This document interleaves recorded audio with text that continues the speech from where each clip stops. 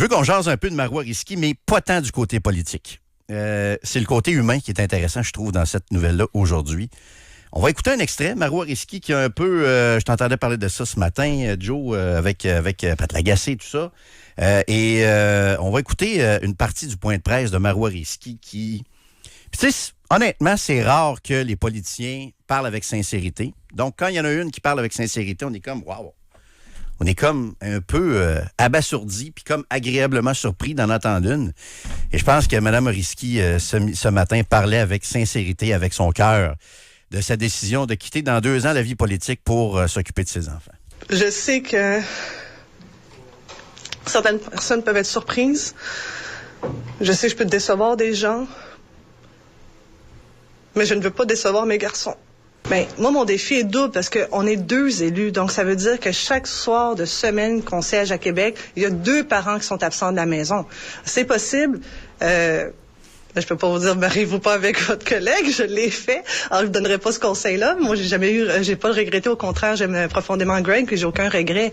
Ça se fait avec des aménagements. Moi, j'ai pas réussi à conjuguer tout ça. Il paraît que lui, il a offert de démissionner à sa place à elle. Puis elle a dit non, c'est moi qui vais s'en occuper. Ce que je trouve intéressant là-dedans, c'est que ça, c'est Marois Risky. J'allais dire une vedette politique, mais en même temps, Sylvain avait un peu raison tantôt en disant que 64% des gens... Non, mais c'est une vedette politique. En politique, c'est une vedette. En politique, c'est ça, mais dans la population, je veux dire, des fois, on est surpris du peu de notoriété, mais la réalité, c'est que c'est quelqu'un qui est connu, qui a une vie publique.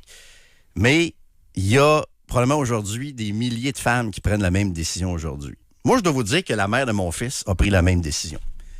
À un moment donné, elle a mis sa carrière de côté pour s'occuper de fiston.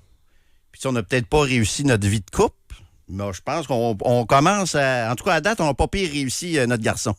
Puis je pense que ça a eu un impact.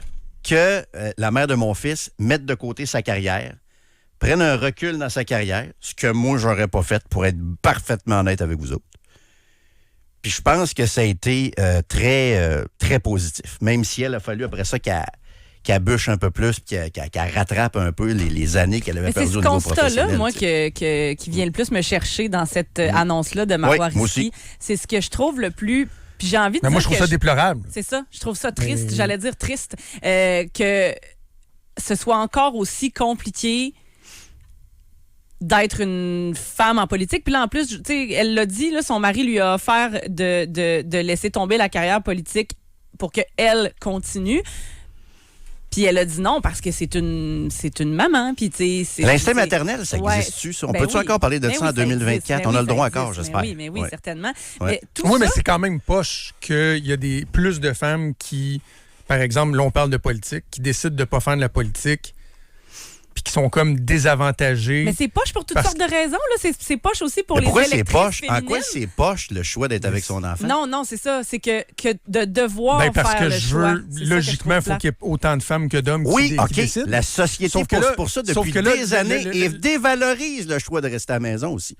Mais la c'est un société choix. pousse beaucoup pour ça. Non, c'est un choix. Non, moi, j'entends pas. Je ne dis pas que ça n'arrive pas, mais la société ne dévalorise pas le choix de rester à la maison.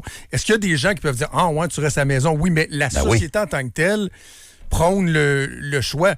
C'est bien correct qu'une mère qui décide de rester à la maison. Puis en passant, juste en passant, Marois Risky s'en va pas à la maison. Ouais. Marois Risky va être responsable de département à l'Université de Sherbrooke, professeur agrégé. Elle reprend sa job, mais elle va travailler à Longueuil, à l'antenne Longueuil-Loire de l'Université de Sherbrooke. Elle s'en va pas maman à la maison. Là. Je pense que c'est important aussi de le dire. Sauf que d'être député puis partir 5 jours par semaine à Québec, puis de ne pas être avec tes enfants quand ils vont aller à l'école, parce qu'elle, c'est ça, Marois Risky, c'est de dire, dans 2 ans, quand l'élection va arriver, mon plus vieux va rentrer à l'école, l'autre va rentrer à l'école 1 an après, puis c'est pas vrai que je serai pas là pendant qu'ils vont être à l'école. Puis quand je dis que c'est triste, je dis pas que c'est triste pour Marois Risky. Là, c'est vraiment ça l'est pas du tout. Non, absolument pas. Ça l'est pas du tout, Ce que je veux dire, c'est que je trouve ça triste pour la politique en général, de perdre des gens comme elle qui, je m'excuse, mais chaque fois, tu sais, on disait tantôt, Sylvain disait que presque personne la connaît, sauf que chaque fois que cette femme-là prenait la parole, les gens la découvraient, puis tout le monde faisait « Aïe, il y a un nom bien solide ». Fait que, tu cette femme-là apporte quelque chose en politique que moi, je trouve important. Puis qu'en tant qu'électrice féminine aussi, je trouve ça le fun, je trouve ça beau, je trouve ça stimulant d'avoir des femmes comme elle en politique, puis de voir que c'est encore aujourd'hui, en 2024, extrêmement difficile, voire impossible de marier les deux, c'est-à-dire d'être une mère impliquée, et présente pour ses enfants, mais aussi d'être impliquée en politique. Je trouve que c'est inquiétant pour le futur parce que ça ne s'améliore pas. Mais c'est là oui, on laisse allaiter à l'Assemblée nationale. Wow, ouais, merci. c'est l'image, ça, tu sais. Mais c'est là que moi, j'ai le goût d'apporter une nuance. Puis pas tout le monde qui est obligé d'être d'accord. C'est que moi, je pense qu'on pousse beaucoup en tant que société pour que les femmes soient carriéristes autant que les hommes. Non, c'est pour qu'elles puissent l'être. Ouais, mais si elles le veulent. Il faudrait leur demander ce qu'elles veulent, c'est ça. Parce que je pense qu'en 2024, on oublie quelque chose qui s'appelle l'instinct maternel aussi. La constante recherche d'égalité, d'équité, de même carrière, de même salaire, on oublie le facteur que, je suis désolé, là, mais la mère de mon fils était meilleure que moi quand il avait 8 mois. Puis aujourd'hui, écoute, je suis un père extra impliqué. Moi, il y a une réalité aussi. Je le sais que c'est pas ce que tu dis, OK? Mais je peux pas m'empêcher, puisque tu utilises ton exemple, de me sentir obligé de te dire que mes enfants sont bien partis aussi. Avec une mère qui est retournée travailler à 3 mois à un puis à 5 mois à l'autre. Puis qui travaille des 24 heures une fois par semaine. Tu sais, c'est pas une condition sine qua non du succès, c'est pas une garantie de succès. Ça peut aider, mais c'est pas vrai que le contraire va pas aider. Moi, je n'ai jamais vu de PDG femme d'entreprise qui, à un moment donné, dit « Hey, savez-vous quoi, je voulais tellement pas, mais on m'a obligé à être PDG. » Non. Mais à l'inverse des femmes qui arrivent à 40, 50 ans puis qui se disent « Ouais, mais... fallait que je reste à la maison, ça a de l'air, puis j'aurais aimé ça en faire plus, puis m'accomplir davantage au niveau il y en a professionnel. que ça va être ça. Il y en a beaucoup, tu sais. C'est une question de pouvoir choisir. Puis la triste réalité, c'est que les sacrifices, ce qu'on constate encore aujourd'hui, c'est que les sacrifices ne sont pas les mêmes pour les mères que les pères qui veulent aller en politique, notamment parce que c'est à Québec, puis tout ça. Ceci étant dit, une fois qu'on a tout dit ça, tu disais qu'on en a parlé ce matin au 98.5. On a sorti la nouvelle au 98.5, le scoop sur l'annonce que Marois Risky ferait dans la journée. Moi, ce que je peux vous dire, c'est que Marois Risky est très, très zen par rapport à sa décision. Il est émotif, mon levé émotif. Mais c'est pas le Marois Risky qui dit « c'est ça, là, moi, je vais lâcher ma job, puis lui va continuer à y aller. » Non, ça a été un long processus. Puis, tu sais, elle est zen face à ça. Elle assume son choix à 100%. Là. Fait qu'au moins ça, tu sais. Mais c'est ça, quand je dis que c'est triste, c'est pas par rapport à elle. Tu sais, si elle est heureuse dans cette décision-là, c'est la plus belle chose qu'on peut pas lui souhaiter. Mais très beau à voir. Je vais lire un texto qui est entré qui dit, quand on parle d'être en politique, c'est la nature de l'emploi, malheureusement. Tu dois être à Québec 4 à 5 jours semaine. À moins de déménager ta famille à Québec, la conciliation est quasi impossible, ou presque, si tu veux être à la maison à 17 Surtout heures. à 2 députés. C'est ça, en fait, que je trouve, quand je dis inquiétant, c'est que, tu sais, si ce modèle-là reste le même ad vitam aeternam, ça va toujours donner les mêmes politiciens. Ça va toujours être le même genre de personnes qui vont aller en politique. Je comprends. Puis on passe notre temps à dire qu'ils sont ci, sont ça, sont pas bons, ils nous représentent pas, ils comprennent pas nos priorités. Ben c'est ça. C'est la nature de l'emploi reste la même. Elle est figée dans le temps. Puis, ça donne ce que ça donne. Ça fait qu'on n'est jamais satisfait. C'est ça. Puis, tu sais, on pourrait ajouter Joël Boutin à ça, tu sais, qui a choisi de retourner au privé parce que, justement, la politique grugeait trop sur son temps de famille. Il y en a eu d'autres aussi. Ouais. Mais, juste pour finir là-dessus, c'est drôle. Moi, je suis content pour elle. Je trouve que c'est une bonne nouvelle. Je trouve ça beau. Je pensais pas en tout que c'était à contresens de ce qu'elle voulait. Là. Au contraire, ça respire la zénitude, sa décision. Puis moi, je salue ça. Mais en même temps, le petit côté de gars qui aiment la politique aussi, ça va me dire, coudonc, viens donc, rester à Québec, c'est bol. Tu sais, je veux dire, autant je respecte son choix, je le salue, mais j'ai le goût de dire, Caroline, voyons, pourquoi vous restez pas à Québec? Quelle belle ville pour vivre! Les deux sont députés à Montréal. Oui, je sais, mais... Greg a repris le comté de son père, Jeff Kelly, pendant 25 ans. Il y en a plein qui vivent pas à Montréal. Ils ont un attachement viscéral à leur comté. Là, je respecte ça. C'est mon petit côté de gars qui aime la politique, qui aime sa ville aussi. Une des la plus belles villes au Canada, Québec, puis j'avais venir rester ici, mais je comprends l'attachement également. Beaucoup de réactions à notre discussion sur le départ de Marois Risky, 25226, si vous voulez participer à la conversation. Avant qu'on revienne sur le point de presse de Québec solidaire et la manif anti-Kings et tout ça, je veux faire un autre point, faire un peu de pouce sur ce que tu disais avant d'aller à la pause, Catherine. On a trouvé dans les dernières années qu'il y avait des belles avancées, c'est-à-dire des députés qui étaient un peu plus à l'image du vrai monde. Il y avait des jeunes pères de famille, des jeunes mères de famille. Puis moi, j'en ai déjà parlé en chronique du fait qu'on me disait, pas juste à la CAQ, dans différents caucus, que contrairement à jadis, il y avait de plus en plus de discussions autour de la table de dire non, mais attends, là, tu sais, moi, quand je vais acheter des couches puis que je vais reconduire l'enfant à la garderie, puis, tu sais, il y avait une sensibilité à c'est quoi la réalité d'être des jeunes parents. Ouais. On trouvait ça bien. Quand Marois Risky est arrivé avec son enfant à l'Assemblée nationale, tout le monde a trouvé ça bien, surtout a trouvé ça bien. Mais là, la réalité, c'est quoi? C'est que Marois Risky quitte. L'autre personne qui a été citée, c'était Christine Labrie, députée de Québec solidaire. Beaucoup de rumeurs qu'il l'envoie à la mairie de Sherbrooke, pas finir son mandat et se présenter à la mairie de Sherbrooke. Christine Labrie? Christine Labrie. De QS. De QS. Donc, à la mairie de Sherbrooke parce qu'elle trouve ça trop difficile familialement, puis tout ça, Québec et tout ça. Puis moi, je vais vous ajouter... je vais finir avec lui. Je vais vous ajouter quelqu'un comme André Fortin, député du Parti libéral du Québec, que plusieurs voyaient se présenter à la course à la chefferie. La raison principale pour laquelle il y va, c'est qu'il y a 2 jeunes enfants. C'est déjà dur. Lui, il est en Outaouais. C'est très difficile à concilier. Fait qu'il se prive de ça. Puis le prochain, moi, que je serais pas surpris éventuellement de voir lever les feux, c'est Gabriel Nadeau-Dubois. Gabriel Nadeau-Dubois a un enfant, en attend un deuxième, et je sais qu'il trouve ça difficile. D'ailleurs, Alexis Tremblay est en studio avec nous. Salut, Alexis. Salut. Parce que Québec solidaire, je l'ai dit, on va revenir là-dessus à parler des Kings, de la manif anti-King et tout ça, mais Gabriel Nadeau-Dubois a été questionné sur le départ de Marois Risky et a parlé du fait que lui aussi a trouvé ça difficile. Oui, puis ce que je trouve intéressant quand ces questions-là sont soulevées, c'est qu'il y a un changement de ton automatique. Les politiciens deviennent vrais. Il y a une sincérité qui se dégage, puis j'ai trouvé ça intéressant ce matin, le point de presse, parce qu'on sentait les lignes sur plein de sujets, notamment Nordvolt, notamment les Kings à Québec, mais quand est venue la question de Marois Risky, tout d'un coup, l'émotion s'est fait sentir dans la salle. Et Gabriel Nadeau a parlé de son rapport, parce qu'il attend un deuxième enfant. Donc, son rapport par rapport à cet enfant-là à venir, qu'est-ce qu'il va faire? Parce que lui, lorsqu'il a eu son premier enfant, il a pris seulement 4 semaines de pause. Et il en parlait, on sentait ses regrets. Et il a dit que pour lui, à ce jour, après bientôt 10-15 ans de vie politique, son plus grand regret de vie politique, c'est ça, d'avoir pris seulement 4 semaines. Donc, on va écouter cet extrait où Gabriel Nadeau s'est ouvert là, sur les congés que les parents devraient prendre pour leurs enfants. On n'est pas plus ou moins parents que les travailleurs-travailleuses en moyenne au Québec. Donc, on essaie de trouver le juste milieu là-dedans. La dernière fois, moi, j'avais pris seulement 4 semaines. Ce que je peux vous dire, c'est que c'est un de mes plus grands regrets de ma carrière politique, d'avoir pris aussi peu de temps.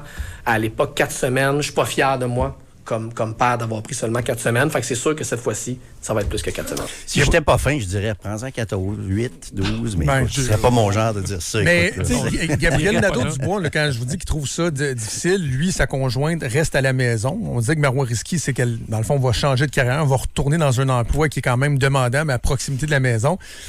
Gabriel Nadeau-Dubois, il part, mettons, le lundi, s'en va à Québec, il revient le jeudi en fin de journée. Des fois, c'est le vendredi, si on est en session intensive. Là, lui, il arrive, il est chef d'un parti politique, il a passé toute la semaine à Québec. Là, tu arrives à la maison, c'est quoi, tu penses, le réflexe que tu as, c'est de compenser. Tu sais, pour ta blonde qui s'est occupée des enfants toute la semaine. Fait que là, c'est de compenser, c'est d'essayer d'être le plus présent possible. Et à un moment donné, ça devient très, très, très difficile. Fait que moi, tu sais, j'aurais pas dire, si j'étais Gabriel Nadeau-Dubois, j'irais faire de l'argent dans le privé, puis je reviendrai en politique plus tard, mais j'en profiterais aussi pour passer du temps avec ma famille. Puis je dis pas ça, les politiciens et politiciennes ne doivent pas se sentir coupables de ça, mais souvenez-vous, je dis souvenez-vous, peut-être vous avez oublié, vous l'aviez pas vu, mais la dernière entrevue que Jean Lapierre avait donnée à Esther Bégin, qui a été diffusée après son décès tragique, mais qui avait été enregistrée avant, puis qui avait juste pas encore été diffusée, il y avait un passage très, très, très touchant sur les sacrifices qu'il avait fait pour ses enfants, dont la journaliste Marianne Lapierre, les sacrifices, en fait, que ses enfants avaient fait pour sa vie politique, c'est-à-dire un père qui n'était pas absent, éventuellement un divorce, etc., etc. Puis il disait que lui mentionnait à toutes les personnes qui venaient chercher conseil à savoir je me lance en politique, je me lance pas en politique. Il disait il y a 2 moments pour faire de la politique, avant d'avoir des enfants, puis quand tu as élevé tes enfants. Oui. Et là, ce qu'on, tu sais, puis c'était criant de vérité. Puis là, ce qu'on se dit depuis quelques années, c'est « Hey, c'est le fun, on envoie des politiciens, des politiciennes qui, avec des jeunes enfants, se lancent en politique. » ben, le constat qu'on va peut-être de plus en plus faire, c'est que, C'est pas viable. peut-être pas si conciliable que ça. Puis on va se ramasser avec le même problème, c'est-à-dire de ne pas avoir le pouls de jeunes parents, par exemple, dans des décisions Ouais, de gouvernement. mais il reste quand même que, fondamentalement, la famille est beaucoup plus importante que la politique dans la vie. Mais c'est comme si la politique, ils l'oublient pendant un certain temps, puis là, ça leur revient, oui, ça mais les happe c'est ça. Mais après coup. Tu sais. Il n'y a personne qui est né pour sauver la politique non plus. La famille est là, la politique est là. Tu sais, je veux dire, il n'y a aucun débat là-dessus, à mon avis. Il ne faut pas chercher nécessairement à faire passer l'intérêt de la politique avant les décisions personnelles non plus. Ah non, c'est pas ça. Mais c'est une bonne nouvelle, ça, de voir quelqu'un qui fait ce choix-là. Mais le point, Jérôme, c'est juste que si on veut un gouvernement qui est à l'image de la réalité des gens, ben ça risque de demeurer ou de redevenir une lacune, c'est-à-dire d'avoir des messieurs d'un certain âge puis des madames d'une certaine âge qui comprennent pas nécessairement la réalité des jeunes adultes de 25, 30, 35 ans qui se démènent avec les enfants, les impôts, les garderies, l'école et tout ça. T'sais. C'est qu'on voit que ça n'a pas tant changé que ça non plus. Justin Trudeau, tout le monde en parle il y a quelques mois, disait que pour lui, la plus grande défaite de son père en politique, c'était le divorce. De ne pas avoir réussi à garder sa famille ensemble. Puis bon, ben, les Trudeau, ça date d'il y a 30-40 ans. Donc, il y a comme un retour sur l'histoire en politique où même si là, il y a une halte garderie à la SNAT, même s'il y a de la conciliation qui se fait, ben la famille revient. C'est qu'il y a du paraître. Comme souvent en politique, c'est du paraître. Quand on amène l'enfant dans le salon bleu et tout ça. Ça règle pas tout. Ça règle pas tout, exactement ça. Mais moi, je vous pose la question au 25-226. C'est bien le fun de parler de politique. Combien de nos auditrices ont refusé des promotions dans une entreprise? Parce que là, on parle de politique, mais c'est comme ça dans tous les milieux de travail. Refuser d'être associé dans un bureau d'avocat. Refuser d'être infirmière-chef dans un hôpital. Refuser de devenir directrice générale dans une entreprise parce que c'est trop d'heures. Refuser de devenir partenaire d'affaires dans de la restauration. Sauf Pas que en politique que c'est de même. Là. Je sais, mais ça implique juste la personne qui prend la décision. C'est parce qu'après ça, en politique... Mais non, ça impacte l'économie aussi. Oui, mais ce que je veux dire, c'est qu'en politique, c'est les gens qui sont supposés nous représenter tous et chacun. Sauf que ça fait en sorte, ce contexte-là, qu'il y a juste... Puis je m'excuse, je vais galvauder à côté, je vais généraliser, mais qu'il y a juste des... monsieur de 60 quelques en montant qui ont fait des carrières dans l'économie. Ouais, mais ils sont capables de perdurer. Moi, je me sens pas représenté par un monsieur de 66 qui a fait carrière en économie ou un ancien lobbyiste. Moi non plus, c'est pas une question de sexe. Mais non, mais c'est ça, exact. Mais la réalité, c'est que, est-ce que dans la société, il y en a qui n'aimeront pas ma question, est-ce qu'il va toujours rester une petite trace de... L'homme est pourvoyeur, puis la femme a l'instinct maternel, s'occupe des enfants. Probablement, oui. Est-ce qu'il va rester toujours une petite trace de ça un peu, même si on veut égaliser les chances, puis qu'il faut égaliser les chances? Je pense que oui. Je pense qu'il va peut-être... Ben, c'est ça qui est déplorable. Ben, tu peux le déplorer, on a le droit. Oui, c'est ça que je fais. Je trouve ça déplorable parce qu'il y a des femmes qui le font, pas par choix, par contrainte. Alors que le mari, souvent... Lui, il n'a pas à se poser la question. De plus en plus, il y en a qui prennent le congé parental. J'en ai pris une partie de congé parental, moi. Je suis resté 4 mois à la maison. J'ai sacré ma job à l'aéroport. Je suis rentré à la maison. Puis ça a donné... J'ai atterri dans les médias, finalement, parce que j'avais besoin de me changer les idées. Puis c'est comme ça que j'ai commencé à faire une chronique à gauche et à droite des médias. Puis ça fait 10 ans que ça dure. Mais à la base de tout ça, c'est que j'avais dit, OK, je vais prendre la balance. Donc, il y en a de plus en plus de pères qui le font. Mais il reste que le constat, c'est que le père a beaucoup moins de sacrifices à faire sur sa carrière que la mère. Puis ça, c'est pas juste une question d'instinct paternel, d'instinct maternel, c'est une question de vision de société, de fonctionnement de société. Donc, je termine en disant, pour les mères qui veulent rester à la maison, qui le font par choix, good! Tant mieux! Vous allez en tirer des bénéfices, vos enfants aussi. Mais c'est pas vrai qu'une femme qui dit, ouais, mais... J'aime mes enfants, j'ai l'instinct maternel, mais en même temps, Colin, je veux réussir ma carrière professionnelle, je trouve ça important. C'est pas mal non plus. Puis faites-le, foncez. Et c'est dommage de voir qu'il y a encore des obstacles qui subsistent.